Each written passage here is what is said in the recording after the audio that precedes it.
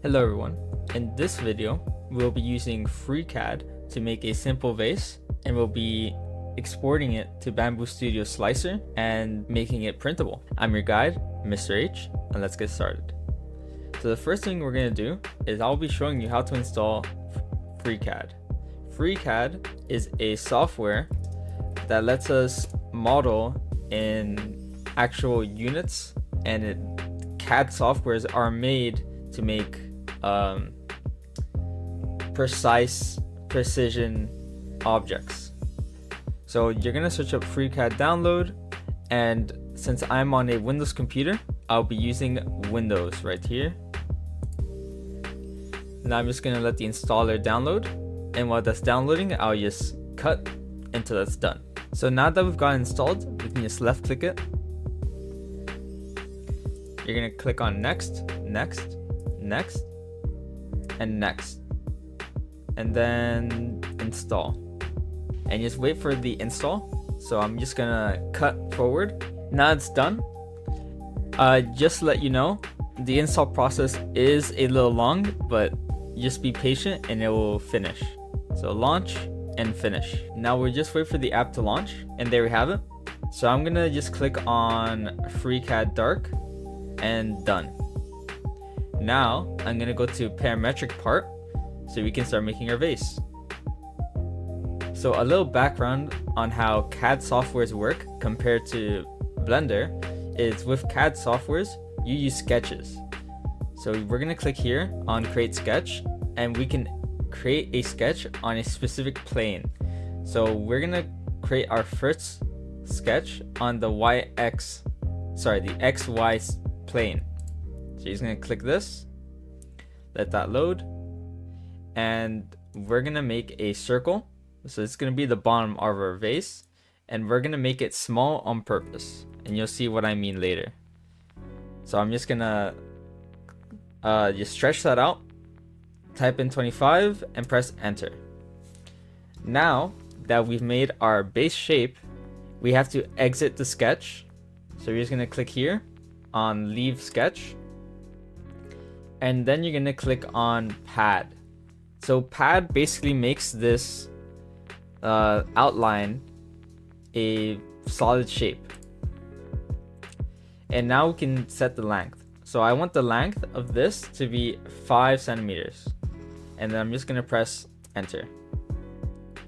Now we're gonna sketch again, but it's gonna be right here for the top part of the vase. So we're gonna click sketch, we're gonna click, we've already done the face, and now we're gonna make another circle at the very middle. Make sure you get that little X icon, and we're gonna make this 75 and press enter. Now once again, we're gonna leave our sketch, and we're gonna click pad, and we're gonna make this 50 millimeters length. Now that we've got that, if you want to move your camera, you can hold Control right click to move left and right, and Shift right click to just go on a different perspective. But you're going to be using a lot of this cube right here. I'm also going to rotate that. So now I'll be showing you how to edit a previous sketch. So to edit this previous sketch, because I want to make this bigger, so I made it smaller on purpose so we can fix it. You're going to go here to model. You're going to go to pad. So this is our original pad, and this is our original sketch, and this is the new pad. So sketch, we're going to right click and edit sketch. Now we can just left click here and left click on constraint twice, and we're going to make this 50 millimeters. So twice as big.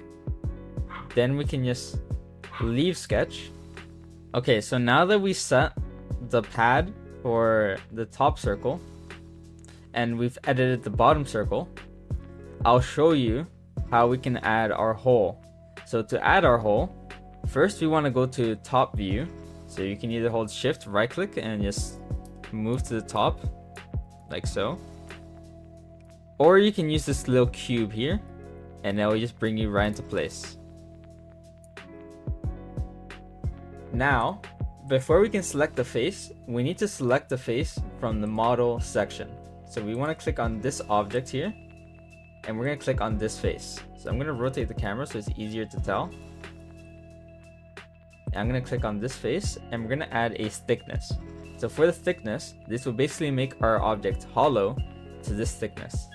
So we're going to make the thickness 4 and press enter. And there you have it. Now we have our vase. So you can look around. Now next step is we need to export this to our slicer. So to export this to our slicer, the first thing I'm going to do is I'm going to rename this. So you can just click on label here and call this vase, so we know the object. Then we can click on file here. Make sure this object is selected. So file, export. Sorry, make sure the body is selected before we export. So file, export. And now we can name our object. So it's already named, so it's vase body. I'm going to save it in downloads. Now I'm going to go to my downloads. And now if it doesn't auto open to your slicer, like if you don't see the icon, you can left click this twice in Windows and you can select the option. So I want this to open in Bambu Studio, then just once. And we're going to wait for that to open. All right. So you're going to have this. It says this 3MF is not from Bambu Lab, low geometry data only. You're going to click on OK. And you'll see that our measurements are accurate. So remember, the bottom is 50, the top circle is 75. So let's see what we can do to check these measurements. So I'm going to click here. And let's click, see a point that we can select. Alright, so we have 9 degrees there, which is not what I'm looking for. I want the distance. So here we have 5 millimeters, which is true. So now let's click this one and let's see the top portion. So this top portion should be 50 centimeters. Sorry, 50 millimeters. It's also accurate. Now let's see if we can get the radius of this circle.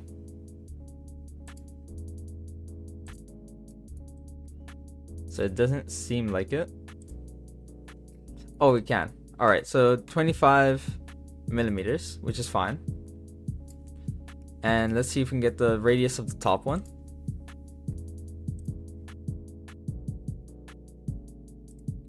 By clicking this edge. And we have 75 millimeters. So 50 and 75, which is exactly what we selected. All right. Now we can just hit supports, enable supports, tree auto, slice plates, and there we have it.